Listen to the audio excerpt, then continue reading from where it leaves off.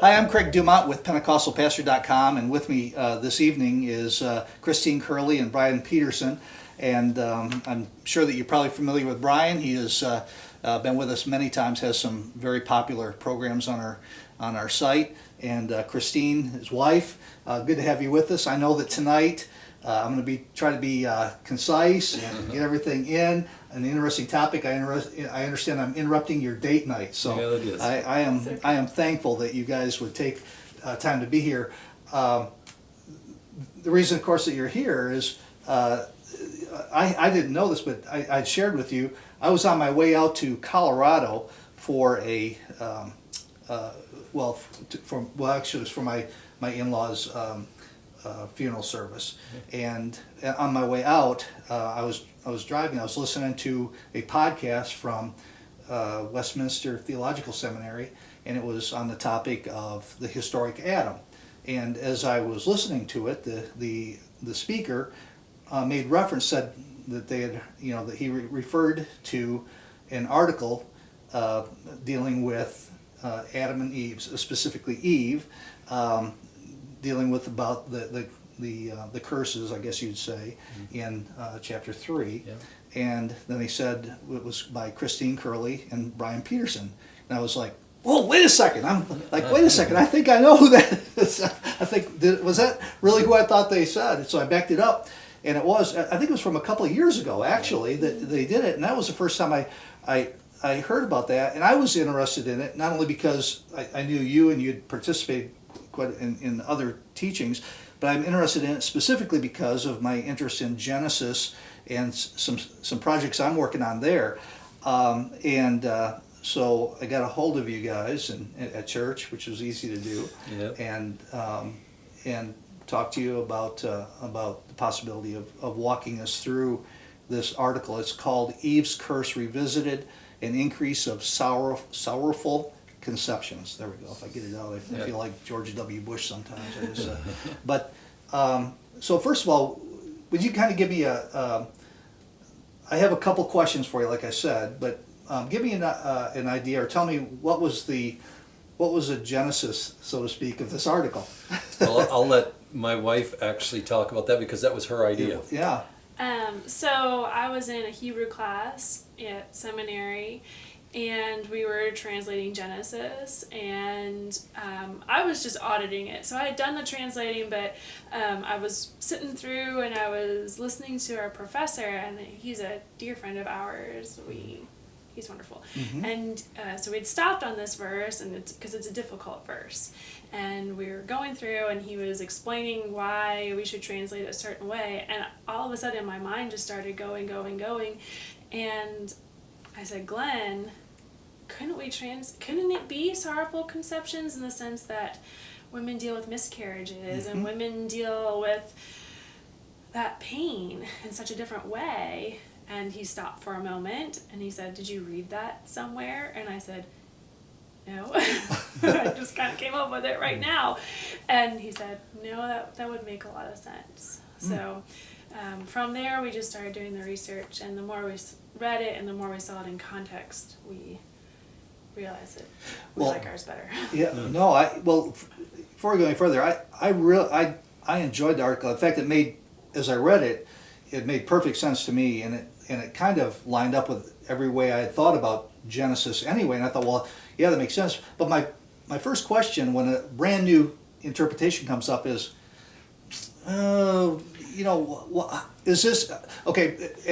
And I will tell you, there's just a little bit of a thing there, because you start the article off within like 2 paragraphs of saying that Genesis 3 has been used to oppress women or something for centuries. Right, yeah. And my first thought was, man, that's great. Oh, wait a second. Is this just another way to get rid, to a 21st century, outlook on something to try to get rid of that? And go ahead, and I know that you talked to me about that as well. No. Anybody who knows me knows that I am feminist, hear me roar type person, but when I saw it and we put it in context, it made sense. Mm-hmm. And I agree, when you see a brand new interpretation or translation, you always kind of go, oh, wait a minute Yeah. here. But again, this is, I want people to hear my heart here. Yeah. That I think that men have done a great job interpreting the Bible. However, in this particular form, the people that we mostly hear from are men. Let's before you do that, Yes. we'll come right back to that. Yeah. But tell me, first of all, what verse are we talking about? Because I've been talking, I forgot to even Yeah. talk about the verse. So I'll let you tell us that, and then tell it and give us that, and then tell me. Okay. Then go ahead and give me some of that. The background from that point on, so they know we're what they're talking dealing with about. Genesis 3:16, Yes. which is typically translated something along the lines of, "And I will increase her pain in childbirth," talking about Eve and women. And so, I mean, obviously there's pain in childbirth. Mm-hmm. I'm not going to go into details, but it's Yeah. going to happen. So the people that usually translate this to go back are usually men, or they're feminists who Okay. are looking for a way to rewrite the text. Deconstruct the text or something Yes, like that. yes. Right, and yeah. that's not my. Right. That's not what I want to do. I want to give it more life. I want to give people more hope and context. So, yeah, I forget where I was going with that. Yeah. The King James Version actually had Yeah. a little bit of that idea already in sorrowful conceptions. It just didn't, I mean, people haven't followed through with it. And so what we did, we bolstered that interpretation. So King James goes back to 1611. So we took that translation and we actually looked at it and teased it out. What does it mean in light of the immediate context, and then in the overall context of Genesis? And I think that was what was very unique about Christine's perspective, and it was that when you look at the cursing or the fact that the womb of the woman, because she's not cursed ontologically, there's nothing inherently wrong with being a female. Right. It was something that was functional that wasn't working, in the same way that the womb of the ground wasn't functioning properly. Yeah. For men. For men. And so you have to read chapter 3:16 in light of 3:17 and 18, Right. where the curse comes on the man to work. And there's nothing wrong with the work part of it. I tell people, working is not the curse. It's when you work and nothing happens. Right. You put the seed in the soil, and you get thorns and thistles as well instead. And so in this case, the womb wasn't producing, and it brought emotional turmoil. In the same way, the female womb would not work, and it brought emotional turmoil. So that's where I found that what my wife was pointing out was very unique. Because when she told me, I was like, we need to publish that, Yeah. they need to get that in print. And it took us a while. I think it was a couple of years. Things kind of languished because there was other projects on the go. But when we finally got around to it, I sit down because I teach Hebrew, and so I did a lot of that legwork. She did a lot of the research in the area of the humanities and the psychology and all that stuff. And it was her idea, and so that's how we kind of collaborated on it. Yeah. Well, I think what's interesting is that as I read this, I have to tell you, I can't keep up on everything, obviously, but I had no idea that there was even the amount of research this. I mentioned that my first thought was, okay, what is there a new take on this? Yep. Well, really, there's been ongoing. I mean, this has been over a long time. I mean, this is not settled science, so to speak. So, come to find out, as I'm reading through this, you're right. There's been a lot of debate on the way it interprets it and the way that it's set forward. So, really, when we talk about you kind of took a look at this and some things clicked for you, but it wasn't a new interpretation per se. It was really a different way. Just a new angle. A different angle. Yeah. Based on, but here what I found fascinating is that you guys put this together, not just a fanciful take, but it was something that lined up all the way through Genesis. Right. Is that right? Yeah, Right. that was the power of the insight. Yeah. And that's why I said, it needs to be, if it's just a linguistic argument of a couple words, that's really not my forte. And I know for Christine, it was more, what's the broader implication of this? In the immediate context, it's very clear what's going on. For the first time, it made sense of what was happening with the ground, the curse on the ground. But it was the overall context which really lightened the text of Genesis. When you have all the matriarchs, all the patriarchs are dealing with barrenness or the need for having children, and the patriarchs are all dealing with famine.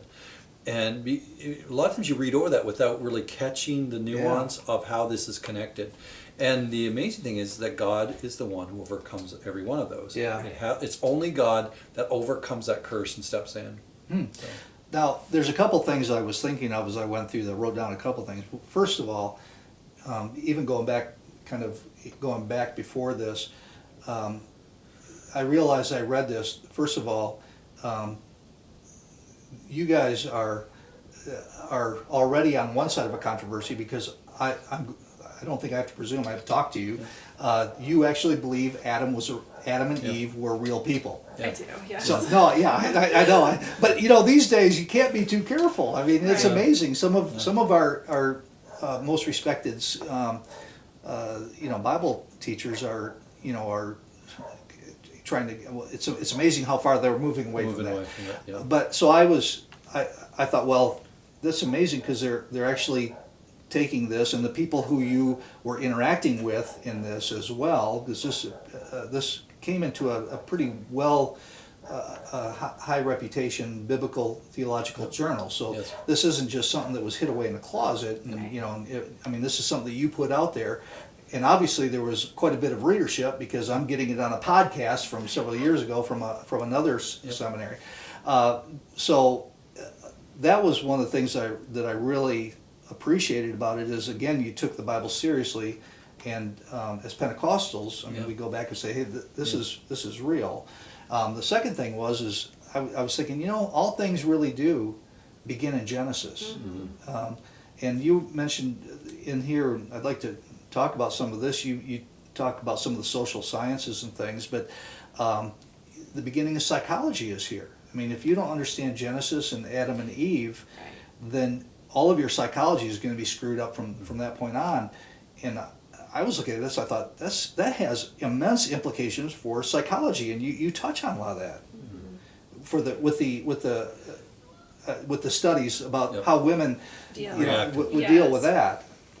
I'm sorry, I'm kind of jumping back and forth on some of this stuff. It's just coming as I'm thinking about it, but it has to have implications, real life implications, that it's not just simply saying, okay, here it is. I mean, it actually has real life implications to the way that we go about being Christian, I would think. Yeah. Right, and even just human, and how husbands and wives Yeah. interact with each other, and why sometimes we don't understand each other, or why something hits a husband harder, or why something hits a wife harder. So in the case of childbearing, when a woman can't conceive, obviously a husband will be upset and saddened, but it's not the same, because it's not something that happens to their body. Whereas the same thing where when a husband can't find work, again, the wife is upset and sad, but it doesn't affect them in the same ways, and then how you can work together for that. Yeah, it sure does. You both, so let's put the whole thing together, because there's several parts of this. Of course, we start with Adam, and the ground is cursed, and he's going to have to earn his living by the sweat of his brow, which I forgot the term you used. One curse is then backed up with another curse. I can't remember the technical name that you guys. I had to look it up on dictionary.com and do the, how do you pronounce that name? About 5 times.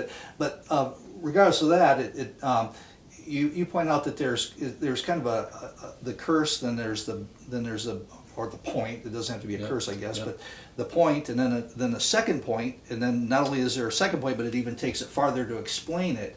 So start with Adam and his, and then can you just walk us through that with for a the minute? curse on Adam? Yeah.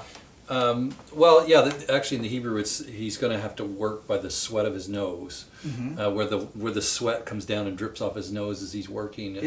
They translate it as sweat of the brow, but literally it's the sweat of the nose. And like I said, the work was never the issue, because we were made to work the garden. Adam and Eve were put in the garden to work, so the work wasn't the issue. The problem has been since the fall of planting the garden or planting food and it not growing. And so for Cain, for example, the curse on Cain Cain, it became even worse. He's cursed from the ground, and that's why he says it's too much for me to bear. So the idea of the cursing in the ground and the connection to humanity follows through. We start with Adam, then it goes to the next generation, and then over in chapter 6, when it comes to Noah, the next major story, his father says, now Noah, he names him Noah, which means rest, Nuach, and he said, now he will give us rest from the curse. And he goes back and he picks up on this idea of the curse verbatim of what happens to Adam. How he gives relief from the curse, there's some debate on what actually happens. That's for another time. But then the next story is Abraham, and what does he deal with? He deals with famine, not being able to provide, and Lot later. And then it goes to each one of the patriarchs, from Abraham to Isaac. He deals with famine. He wants to go down to Egypt, but God says no. Then you have Jacob, who deals with famine. He wants to go down to Egypt, or his son ends up in Egypt because he's sold into Egypt. And what is he dealing with? Famine. And then ultimately God allows Jacob to go down into Egypt. And of course, it affects all of Jacob's sons and daughters. And so the whole thing with the patriarchs throughout is the curse on the ground, or the inability to grow food and to provide for the family. And so that becomes the emotional turmoil that we see in the text, and it has to do with not providing food for the family. Then going back to Eve, you have you wanted to pick up on the Eve side. You have the same thing happening, Yeah. a little bit in different circumstances. Right, Yep. so no longer can women be fruitful of their bodies. It is going to be through pain and sorrow that you will be able to conceive and to bear a child, or children. Yeah. And so we see that again, if you look at Eve, she says, with the help of the Lord, I have conceived a son, sort of hinting at the fact that maybe she wasn't able to. I never actually thought about that until in that way until reading it through your article. It's a very cryptic statement. I mean, Yeah, you I can just take said- it any way, but No, when you put it in the... it makes sense that way. Sometimes you just read over things and you don't really put it in context. You're going, oh, okay, God gives him a kid. You know? Right, okay, great. But anyway, Yeah, so I mean, I would say that Eve dealt with barrenness, and then Sarah obviously deals with barrenness. Rachel, Rebecca does, because she yells at Isaac, give me a child, and he's going, I'm not God, I can't do this. And obviously Rachel has problems, and Leah, I would argue, was barren too, but God takes pity on her, and when she names her sons, they are some of the most heart-wrenching names. It's something like, and now my husband will love me, and now my God husband has will cling seen to me me. and seen that my husband hates me. yeah, I think you call it one of the saddest sections It of the Old really Testament. is. Yeah, This poor woman yeah. who desperately wants to be loved and proves her fruitfulness, and it doesn't do anything. And then when she stops conceiving, the text says later that he opened her womb again. Right, because she has 4 and then Yep. she has Yep. 2 more. Yeah. So, and that's kind of that goes all the way through, just same way as it Yep. does with the patriarchs. You have the matriarchs all dealing with that, which is interesting. It has to do with that. And there was something else that I hadn't really thought of. You kind of break it down into 2 parts, but maybe even 3. You talk about conception and giving birth, but then there's one section I think you call it. I think one of the prophets. I think you say reverse engineers it Yeah. or something that Yeah. goes from giving birth to large belly or pregnant. There's no conception. to conception. Yeah. But the emphasis seems to be. I'm not sure what the significance is, other than what I was thinking is how God forms you in the womb. So I mean, upon conception seems to be if conception is that big of a thing for God to record. Right. It better be a big thing for us, and yet it's not so often. I mean, we maybe talk about the birth, but conception seems in this context to be really big. Right. Yeah, I don't know whether did you You want. can go ahead. No, well, yeah, with the issue of the conception, the point we were trying to make is that in Genesis 3:16, people want to just say, well, this is just the same about the sorrowful or the painful conceptions, and the painful conceptions is kind of repeated. Right. And the point that Christine was trying to point out is, no, you have very distinct process Right. of conception, then pregnancy, then giving of birth. And that's what the prophet, I think it was Hosea, was talking about, where he talks about, and he reverses it. Yeah. There's no birth, there's no pregnancy, there's even no conception. And so they saw those as 3 different steps Yeah. in the process. And in the Hebrew, I mean, it's not a simplistic language in the sense that they have different words Yeah. for it. So they the word that's typically used for childbirth is not the verb that they're using, or the root that they're using there. They're using something that more connotes conception and pregnancy. And so if they wanted to say childbirth, they very easily could have said childbirth. Yeah. So it's not like a language that kind of mushes it all together. Yeah. I don't know any Hebrew. It's all Greek to me. Yeah. I don't know Greek, so. But I'm glad that people do. I'm glad you guys do. There was actually a part in here that. Well, let me stop here again, and I've got my thoughts going all over the place, and I've actually got here. I thought I had this kind of ordered in my mind, but now I'm just talking with you. But Brian, you said that, now you've been teaching for quite a while, but you said that after you guys put this together, you said that this changed the way that you taught. Yes. What specifically changed? Well, in the fact of, for so long I said, well, the woman was cursed, the man was cursed, let's move on. You know, Okay. this is, and I was just pointing Kind out, of like what all of us have yeah, done. the pain. Yeah. So there's Too pain bad. in childbearing, and he's got problems growing food. But what it changed for me was when I teach it more holistically, the Book of Genesis more holistically. It instead of looking this at as a separate account that, and this goes back to the issue of how we interpret Genesis. Is it myth? Is the first 11 chapters myth? And the second, section 12 to 50, is it history?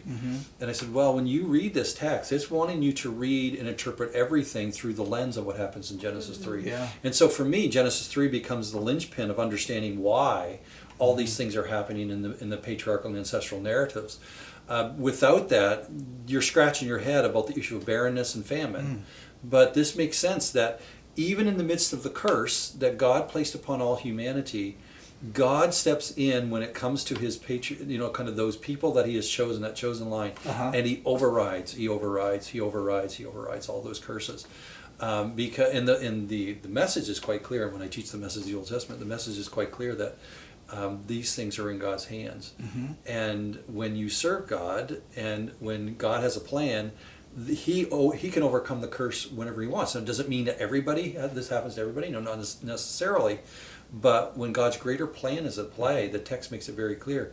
The curse is meaningless to him.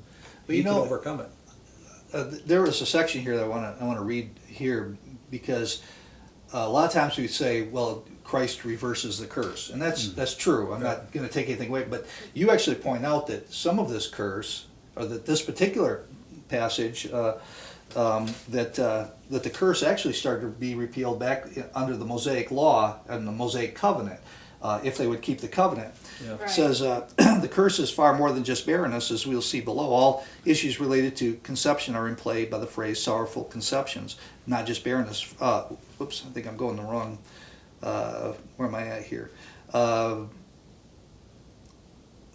am I at? I think I highlighted the wrong what I was talking here. But anyway, there's a place where you say in the Mosaic covenant, it says that God's going to eliminate the miscarriages. Yep. And that part, if you obey God's covenant, that's not going to be a part of his people's lives. So your mention there is that all the way back in Exodus, I believe was the reference. Deuteronomy 28 is in Leviticus 26 are the two curse sections in the blessings.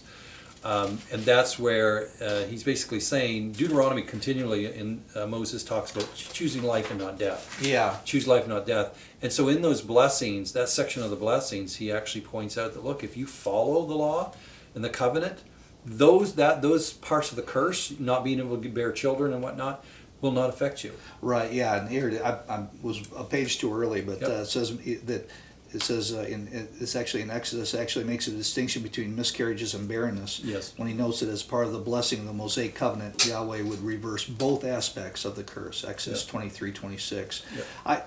All I could think of was, wow, God's grace is good, because even though man does everything he can to screw things up, and to rebel against God, God's grace and His Spirit.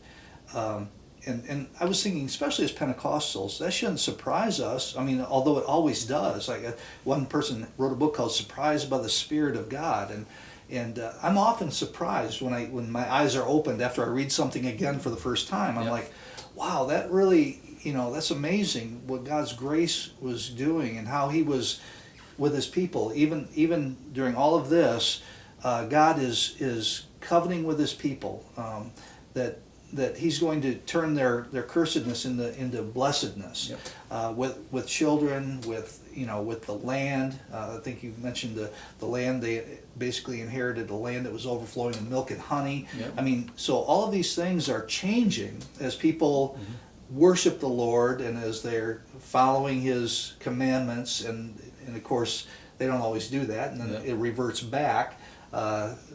Because it seems like every time that they disobey, that back comes famines, and back comes the problems with children, with childbearing, and that's an interesting theme that God seems to hit us in the face with, and yet I don't know if I've ever really thought about it that much until I read this and thought, wow, that's right. And one of the things that I'm not gonna put this on you guys, but I will ask your for your thoughts, because I don't want to hit you here, because I know that I'm kind of a weird person on eschatology. I'm not quite where maybe the Church of God would normally be, and I tend to be more optimistic on my eschatology. I look at this, and then I think with Christ coming, and He's reversing the curse, and things are, for those who love the Lord, the Bible talks about God taking the evil off the earth, not taking the righteous off the earth. He's always talking about the evil being eliminated. And I see this, I think, well, if what Christians do is the most productive, and if we're having the most children, then it's just a matter of time, because evil people are aborting their kids if they're even trying to have them at all. I think that half of modern society, at least in the West, is self-cursed, because not only are they delaying trying to have children, some of them don't want to have children at all, but they're just not. I think that maybe for a 50, 60 year period, I think Christians kind of bought into some of that, but I think it's coming. I think that there's a change in that. I think the Spirit of God is changing that. But with that said, as you see that it's being overcome in the Old Testament, what happens under the New? I mean, it becomes much more. Things become much better, right? I mean, because it seems like for me, and that, again, I don't want to impute anything of my thoughts to you two, but it seems to me that we are so pessimistic. We keep thinking that the world is basically going to hell in a handbasket. You look around right now, and sometimes it seems that, but there's always been times like these, and the Bible talks about how God's kingdom, even when we don't see it, it keeps growing and growing and growing, and it may not be out there, it may not be blaring trumpets where you can look at and see, but quietly it would seem to me, reading this, that the conclusion, or that some type of outwork of this, practically speaking, is that Christians are, that as that curse is rolled back. Paul talks about it being rolled back, and the more people become Christians, the more it's rolled back. The more the glory of God is done. It might not be quick, it might not be noticeable, but all of a sudden you wake up, you go, wait a second, what's happening here? Everything is changing, and things are getting better, not getting worse. And I know that's a weird thing for me to say now, with everything really doing that, but am I missing something, or? Well, I mean, You can go ahead and there are say modern that I'm stupid, I don't commentators. care, right? Now, there are some modern commentators have pointed out that fact, that Christians, as a general, conservative Christians have a tendency to believe that the blessing of children and having larger families is something that is from God. And so, I know for us, we have 5 children. We probably would have more if it wasn't for our age. But you guys are young. Come on. Having the blessings of children. But you're right. In this, from a secular perspective, they've done the studies, and that at the rate that conservative Christians are reproducing, compared to liberal, the liberal unsaved segment of society, and how they're getting rid of their children or not having children, within a couple generations, the numbers will be so lopsided. If the children, from the Christian perspective, grow up with that perspective, Right. it will be we will vastly outnumber the left. And that is, again, going back, that is a blessing. Yeah. And yet it seems like Christendom has bought in so much to today's, it's too expensive to have kids. And by the way, I've got 8, so you got 3 to go. Yeah, 3 to go. But actually studies have actually shown that that the more children you have, at least everywhere that it's not like where you're not killed for your faith or something. But I mean, in any culture that is even like a communist country, the more children you have, actually the wealthier you are. The children are not wealth destroyers; they're actually wealth creators. And the Bible talks about us as parents, shooting them forward as arrows into the future. So it's as I was reading this, I thought this is really interesting, because I was thinking of so often, it's almost like so many Christians, they think that I don't know how many times I heard when I was pastoring a church, pastoring a Pentecostal church, they go, "Are you Catholic?" I'm like, "You have to be Catholic to have a lot of kids," But anyway, it just seems like there's been a bias against at least more than 1 or 2 children. I mean, in the United States, we're down to less than replacement. Right. I mean, in a lot of 1.6, and it's sometimes I just think we're self-cursing. But on the other hand, I think that it's the wicked that are, because the wicked are aborting all their kids, and they don't have a future. No, and it's a lie that people buy into, and it goes back to things like what happened in the garden. Did God really say? Yeah. Are children really a blessing? I mean, you're tied down. You can't have your lifestyle anymore. But you find so much joy in having children that it's. So there's a. This is going way back again, but kind of an area that you cover a couple times. I just want to get you take, because I guess maybe I think maybe it has happened. I obviously it must have, because there's always bad eggs, and no matter what, whether it's Christian, no matter what it is. Yep. But you mentioned a couple times that this verse that we talked about, that it has been used to kind of develop a hierarchy and putting women in their place. I don't know. I guess it has. I would think that that's been more in the last maybe 50. I think that's almost a modern thing rather than an ancient thing, because you look at the history of Christianity, and boy, at least from a Christian standpoint, I mean, there was an immediate elevation of women all the way through, and there was Paul starts talking about the way that a husband treats a wife, and don't you mistreat her, because that's like mistreating your own flesh, and that marriage represents you. So I think there may have been bad teaching that came out of that, but I don't know. I just think maybe the relationships that you were talking about, the way that we develop relationships, become strained and like that, and maybe even, I don't know, but is that how does that play out now?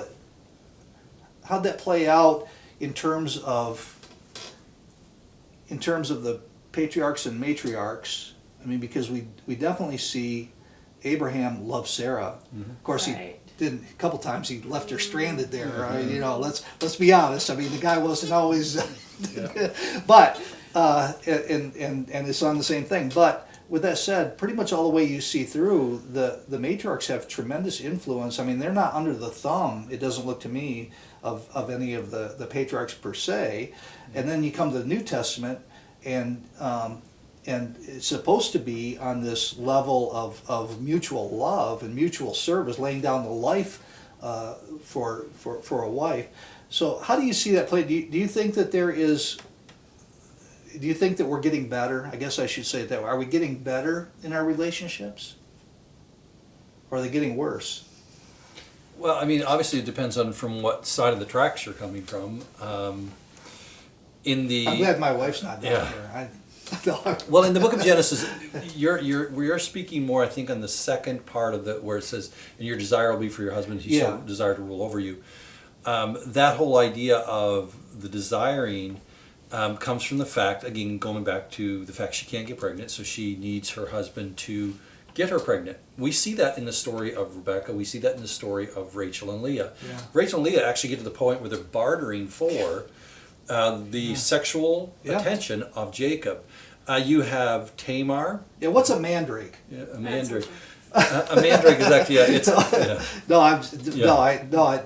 are. They're, and An Yeah, aphrodisiac. I bought you tonight. You're me. Yeah, and then you have Tamar, who basically tricks her father-in-law to have sexual relations with her. You have Lot's daughters who get him drunk to get pregnant, and so that desire for the man to get pregnant, because they didn't have sperm banks back then, so they needed the man in their life.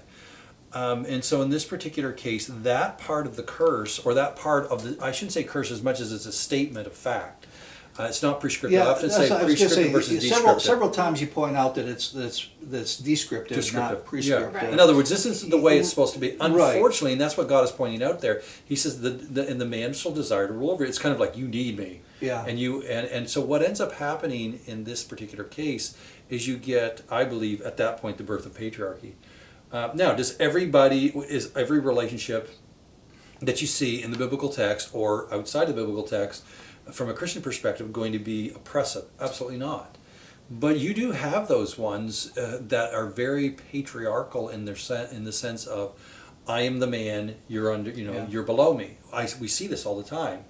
I know I have, and so the issue becomes: is that part of the curse, or is that part of the result of the curse? Yeah, I guess I'm a little sensitive on some of that stuff because Christians have been so attacked. Yeah. And I'm thinking, okay, so we do have our problem. I mean, obviously we have our problems, Right. but I mean, but it's like it's one thing when it's just, here you have the Muslims that, I mean, basically, Right. and nobody says anything about them, and I mean, and here Christians, we're at least in theory, trying to elevate, and so I guess that's my only thing. I'm just always a little sensitive because I'm like, I hate it when the church is criticized so much because everything that the church, I'm not talking about me, but everything the church has done has been to try to alleviate that and go by God's word, because God's word doesn't oppress, and so when people go to the Bible, only go to the Bible says it. And I guess that was your point, was that scripture had been used illegitimately, because but I've never really but you have to be careful. We're not necessarily talking about the church per se, but just remember that the curse comes to all humanity. So we do see it in Islamic traditions. We see it very oppressive in those traditions. Right. And that's really traditions. good. That's the point. Abuse, Really it's outside the church. If anything, Christians should overcome that, so they should understand. Yeah. But because the curse is on all humanity, all you have to do is look at any of the Middle Eastern cultures. Yeah. And what you're going to find is patriarchy. When you go to the Eastern cultures, you're going to find patriarchy. In other words, women are put under the feet. Where does that come from? It actually comes from the result of the fall, I believe.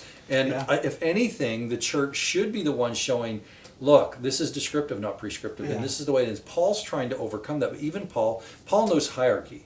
And there's not the issue of hierarchy as much of control. And that's why he says, husbands, love your wives, as Christ loved the church. Right. And so, the church should be doing it correctly. Now, do we? We don't. But we are also part of the fall, right? Right, And so it's one of those things of recognizing that this is the natural outcome of it. Yeah. Is that the male is going to want to lord it over. Yeah. Well, that's so important, because really what we're talking about is kind of the development of doctrine. Yeah. And the church has always believed in a development of not a changing, not a there is Jesus didn't really rise from the dead. I'm not talking about, but a development of those core things, and in this case, it starts right with Adam and Eve, and then of course Christ refers all the way back to them and talks about marriage. So obviously this has a high priority for God and Jesus, and as you say, the Holy, especially as Pentecostals, I'm kind of jealous for Pentecostals because this didn't appear in Pentecostal paper, Yeah. and I thought it should. You know, of course, and maybe we don't have quite the right outlets for that yet. Some of it's, so we have some development to go on there. But I just thought that this was really a great step forward. I'm not saying that just because I know you guys. I mean, it's something that's held my interest, and this came along at a time. Not only did I hear the name and inquire about it, I thought, well, that's actually something I'm really interested in right now. And this is, I think that this article, I'll put up on the screen where people can reach it or get a hold of it. And maybe I'll reach out and see if they'll let me repost it. I don't know. Sometimes they will. Yep. But I think pastors and anyone really should read this article. It really is a well done, well thought out, scriptural, and in context approach to doctrine and several doctrines. I mean, it could be marriage. It could be the doctrine of sin. It could be the doctrine of man. I mean, it's kind of all wrapped up right here, right at the very beginning. And this really, I think, was a great step forward. I'm thankful. That was a brilliant insight. Just one point that you had noted there. Christ goes back and references this passage when he the whole issue of marriage, not 3:16, but the fact that when he's confronted with the issue of divorce and remarriage, of being able to get divorced in Matthew. He goes back and he quotes chapter 1. He said, God created male and female. And then he goes over to 2:24 and he says, and for this reason the husband shall leave his mom and dad and be joined to his wife. That statement alone undermines the patriarchy, which was normally women went to the man's house. We look at Rebecca comes to Isaac, and ultimately Rachel and Leah go with him back home to Canaan. And so you have right at the beginning of that statement the undermining of what's going to be the curse later, which is the male wanting to dominate. And it's like, God's saying the man has to leave the mom and dad, because he recognizes that's going to be a problem for some men, to kind of cut the apron strings. I mean, they're not supposed to be in the parents' basement That's right. at 26. Not supposed to be in the parents' basement. and get out, and in other words, start your own family, start that next generation. Yeah. And so it was undermining that whole thing. And Christ quotes that particular passage when he's talking about marriage. Yeah. So we'll have to come back to that sometime. I'm definitely late on getting you out for your date. I'm thankful for that. And sometime we'll get back and talk about when we got our young people not getting married till they're 35 years old, and and I've got a son who's he's dating a girl, and he's like, I don't want to get married till I'm 29, and I've got my career and all that stuff. I'm like, you'll never be ready for it. Let's think about this. But that's for another time. But I'm thankful for you guys to take time out, especially out of your night tonight. Brian, you always are gracious to me with your time. Christine, thank you. I mean, I've taken up, I think, 2 or 3 Sunday mornings when you were trying to listen to a sermon, and I got out there and started talking to you, and you've been very gracious. And again, thank you for this article. Great insight, spirit-directed insight. Good for Pentecostal to come up with it. Yeah. Thank you, guys. No problem. Thank you.